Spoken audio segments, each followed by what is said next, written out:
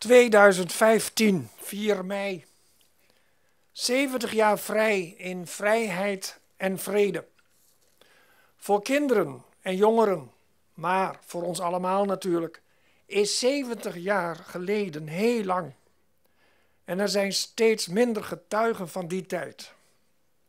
Maar gelukkig kunnen wij nu 70 jaar terugkijken. Een lange periode van geen oorlog of bezetting in Nederland. Toen wij 25 jaar bevrijd waren, gingen er heel serieuze stemmen op dat 1970 dat laatste jaar van bevrijdingsjaar jubileum moest zijn. En dat kunnen wij ons nu niet meer voorstellen. Zolang ons volk, ons land, vrij van oorlog is, er welvaart en vrede heersen, moeten wij herdenken.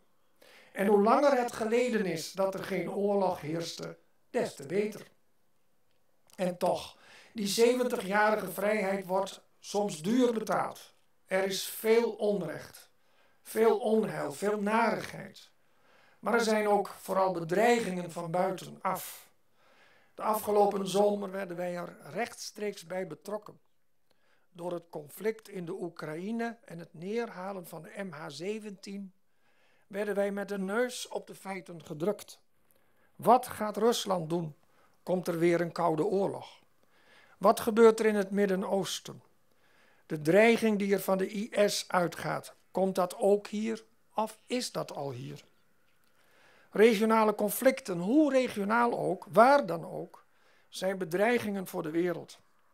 In de huidige tijd van de sociale media, van filmpjes op YouTube, apps, Twitter en dubieuze websites, is elk conflict of elke bedreiging in ons huis, in ons beschermd gezin aanwezig. Toen in de Tweede Wereldoorlog, 40-45, alles wat maar waarde had, meedogenloos met voeten werd getreden, toen de Duitsers hun zogenaamde Derde Rijk op de wereld wilden vestigen, ten koste van alles en iedereen, toen kwam er verzet. Tegelijkertijd moest iedereen natuurlijk zien te overleven. Men moest leven, men moest eten, men moest onderdak houden. Maar we werden onderdrukt en degenen die zich echt verzetten, liepen het risico te worden opgepakt, weggestopt en in veel gevallen doorgestuurd naar een kamp. Nog erger, misschien uiteindelijk wel gefusilleerd. Complete bevolkingsgroepen werden opgepakt, opgesloten en in zogenaamde werkkampen achter prikkeldraad gevangen gehouden. En uiteindelijk werden zij doorgestuurd naar concentratiekampen. Of jij nu Jood was, een andere seksuele geaardheid had, zigeuner was, of wanneer je principieel je geloof uitdroeg, was dat al een regelrechte bedreiging voor de macht van het Hitlerregime, dan mocht jij niet bestaan. Een mensenleven stelde niets voor. Het individu telde niet. Het ging om de massa, het volk, dat als één man achter Hitler en zijn nazi-machinerie moest staan.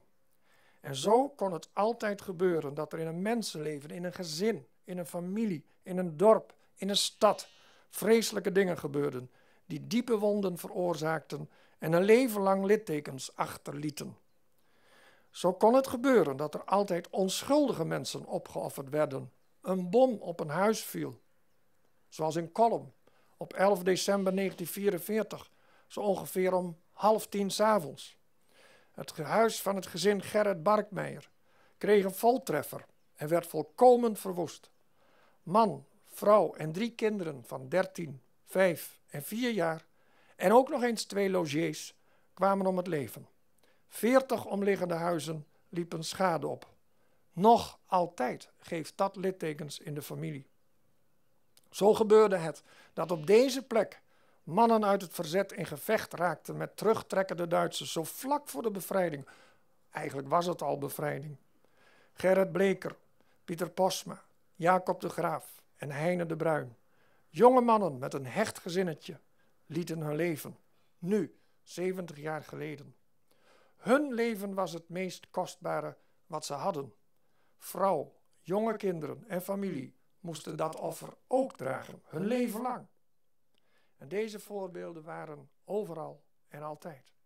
Maar nu, na 70 jaar, wat doen wij? Waar staan wij? Wat gebeurt er om ons heen? Hoe reageren wij? Laten we alles aan anderen over en sturen wij een tweet de wereld in waarin we even lekker ongezouten onze mening zeggen, soms ten koste van anderen?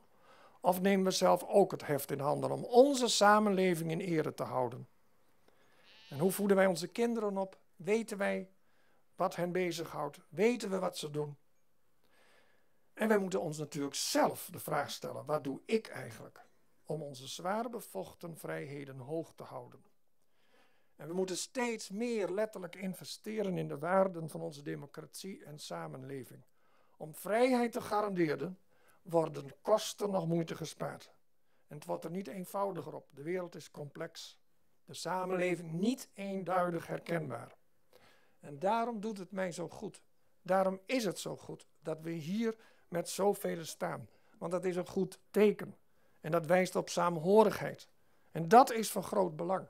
Hoe verschillend wij gelukkig ook zijn, wij horen bij elkaar. En dat al 70 jaar lang.